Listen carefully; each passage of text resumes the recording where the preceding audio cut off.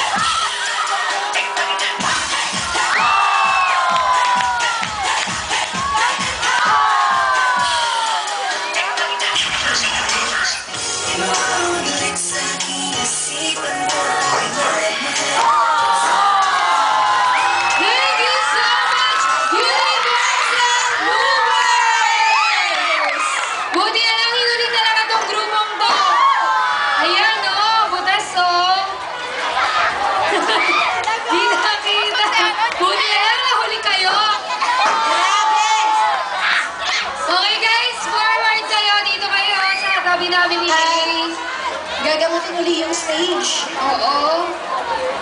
Biyak eh. Okay.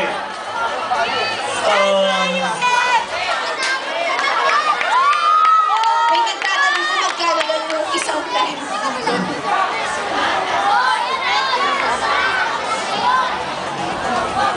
Sir Jasper! Ano mo? Hindi ka masasabi. Eh, na sana i-introduce ko. Sorry po. Okay, pangilang beses na natin nagkita no, sa competition. Marami-rami na rin. Tatlima na yata. Okay. Sayawan, wala tayong problema. Kayang-kaya nyo sumayaw. Ang materialis nyo pa, pang hindi ganito eh. Pang hip-hop battle. Pang street, parang step up. Ganun ang diskarte, ganun ang style. Ganun ang bitawan eh. Isa lang talaga problema ko na lagi kong kinukomento sa inyo, no? Na makakatulong sa inyo. Kapag ganitong klase kasi ng competition, kapag hindi street battle ang labanan, may angasahin, okay, yung tapatan, pwede yan, ganyang pasukan eh. Pero pagka ganitong labanan, yung first, second talaga niyan, importante, no? First 5 and first 10 seconds, huwag kayong, pag in-introduce kayo, huwag na kayong pumasok ng ganon, okay? Huwag nyo nang pasukan ng yung ganong pasok. Pumasok kayo ng matindi. Okay? First 2 minutes ng sayaw nyo, kung wala yung intro na yon, ang bigat ng dating niya, marami kayong tatalunin eh. Okay? The guwapo effect and papogi effect and the cute effect is totally andyan na. Okay? Nandyan na yun eh. Hindi na natin, kumbaga kapag nandiyan na, huwag na natin i-push ng i-push, huwag na natin ipagpilitan. Okay? Damitan, wala akong masasabi ang sa inyo magdamit. No, mukhaan, nandyan na. No? The X factor, the unknown factor is nandyan na. Kumbaga, kahit anong gawin natin, nandyan na yung dating eh. Yun na lang ang tanggalin natin, no? Iwasan na natin yun. Alam nyo, yung ginagawa nyo kasing gano'n, nadadala nung dalawang bata, akala nila okay yung gano'n. Okay yun once, pero pag paulit-ulit, medyo hindi na magandang kalakihan ng bata yung gano'n. Paano nyo sa kanila na ang labanan sa competition is galingan, okay? Galingan, puro talento ang binibigay. Mukha, wala nang problema, okay? Andyan na yun eh. Yung dalawang bata, puta, abuse na abuse ka eh, sorry. Abuse na abuse, no? Pero, I salute you guys, okay yung pyesa, okay? Sir Jay! Ito yung sinasabi ko eh. Isama nyo sa costume yung foundation. Oo, pupuhunan din, mga kuya. Kasi, tama, pag hinubaran nyo ng foundation yan, hindi naman ganyan sila ka-cute. Nagkakakulay eh. Nagkakakulay sa lights. Na? So, tsaka yung dalawang bata, pa-contest kaya tayo ng ganyang age bracket, makakasuporta kaya tayo ng 1 year na Tapos, Jem, hanap mo ako ng ganyang age group, gawa tayong grupo for city talents, di ba? Yes, no, Sir Jay. Sumali na ba sila before? Sumali na ba kayo? Tatandaan ko lang yung kambal eh. Yung kambal ka-grupo nyo rin ba yun? Nasaan na yun? Wala na. Wala na? Andiyan. Hindi mo sinama dyan? Nasa heaven no? Nag-aaral daw po. Kayo rin dalawang bata kayo, magagaling, mahusay, pero huwag kakalimutan ng pag-aaral, ha? So, pwede ba yan sa school? Yung ganyang buhok? Isang school yan? Home study? Sa school. Hindi nga Ngayon pwede. lang daw kinulayan, Sir Jay. Ngayon lang. Okay. Tapos, alisin mo na yung hikaw mo, ha? Huwag mo masyadong punks, bata pa eh. Kapag medyo lang. Okay, pero ang galing. Galing yung dalawa. Ang lakas ng dating. Tapos, sige, pa-contest tayo next year. Ganyang age group, no? Sana makasustain tayo. 13 below, no? Tapos ang lakas ng dating nyo, palagay ko ito na. Salamat. Thank you, Sir